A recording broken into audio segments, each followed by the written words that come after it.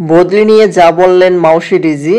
এখানে শিক্ষকদের বদলি নিয়ে বিস্তারিত কি বলা হয়েছে সকল কিছু আজকে আপনাদের মাঝে জানিয়ে দেওয়ার চেষ্টা করব। আশা করি ভিডিওটি মনোযোগ সহকারে শেষ পর্যন্ত দেখার চেষ্টা করবেন। এই রিপোর্টটি প্রকাশ করা হয়েছে 3 অক্টোবর 2024। এখন দেখি বিস্তারিত কি বলা হয়েছে। দেখতে পাচ্ছি বলা হয়েছে মাধ্যমিক ও উচ্চশিক্ষা অধিদপ্তরের মাউসি মহাপরিচালক অতিরিক্ত দায়িত্ব অধ্যাপক AVM রেজাউল করিম বলেছেন, সরকার বদলি নীতিমালা তৈরির কাজ করেছে।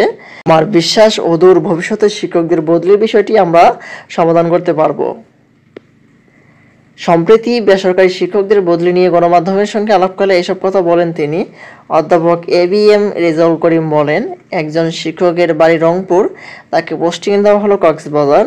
আবার কারো বাড়ি নোয়াখালী, তাকে বদলি করা হলো চট্টগ্রাম কিংবা আরও দূরে। তারা অনেক কষ্টের মধ্যে রয়েছেন। বিষয়টি নিয়ে কাজ করছে মন্ত্রণালয়। মাউসির ভারপ্রাপ্ত ডিজি বলেন, শিক্ষকদের অসুবিধার কথা বিবেচনা করে আপাতত পারস্পরিক বদলি চালু রয়েছে। তবে শিক্ষকদের সুবিধার কথা বিবেচনা করে শূন্য পদে বদলির বিষয়টি নিয়ে আমরা কাজ করছি।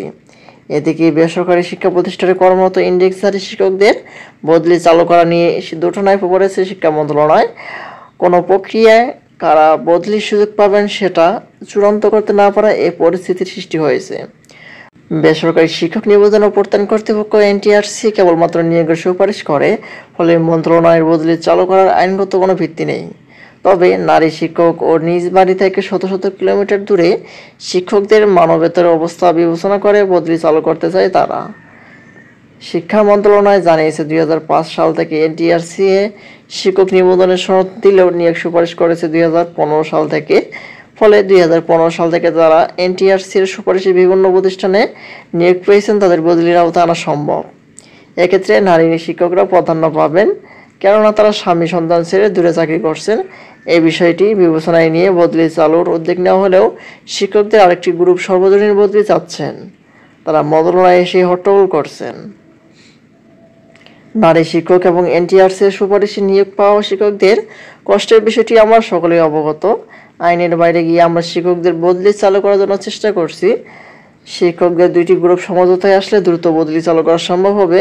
শিক্ষা মন্ত্রণালয়ের কর্মকর্তা। তবে সব শিক্ষককে বদলি আওতায় আনা সম্ভব নয় বলে জানিয়েছেন মন্ত্রণালয়ের শীর্ষ পর্যায়ের একাধিক কর্মকর্তা। তারা বলেছেন 2015 সালের আগে যারা নিয়োগ পেয়েছেন তারা নিজেদের পছন্দ অনুযায়ী প্রতিষ্ঠানে পরীক্ষা দিয়ে তারপর নিয়োগ পেয়েছেন। তবে ধাপে ধাপে NTRC সনদপ্রাপ্ত শিক্ষকদের বদলির আওতায় নিয়ে আসার পরিকল্পনা রয়েছে জানিয়েছেন কর্মকর্তারা।